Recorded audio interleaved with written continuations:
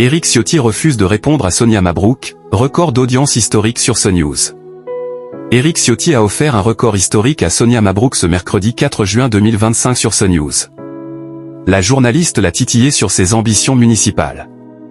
De 8h13 à 8h33, Sonia Mabrouk a reçu Éric Ciotti, président de l'Union des droites pour la République, UDR, ce mercredi 4 juin 2025 dans « La grande interview » de CNews. Le système carcéral, le manque de places de prison, les attaques ciblant Bruno Retailleau mais aussi la sortie de son livre « Je ne regrette rien » ont été au programme pour l'ancien leader des Républicains. Nicolas Sarkozy a déçu. Éric Ciotti est revenu sur le bilan présidentiel de Nicolas Sarkozy. Les Français avaient massivement voté pour Nicolas Sarkozy et le premier geste qu'a fait Nicolas Sarkozy alors qu'il a été élu par le peuple de droite, c'est l'ouverture à gauche.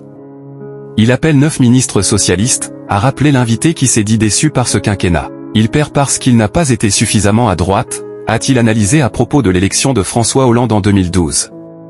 Le délégué départemental des jeunes UDR 37 a été impliqué dans une polémique pour avoir assimilé certains supporters du PSG, présents le soir des violences, à des singes. Éric Ciotti n'a pas tardé à réagir, oui, on l'a exclu avant qu'il y ait une expression médiatique de cette affaire qui est scandaleuse et que je condamne évidemment. Nous en avons tiré des conséquences immédiates.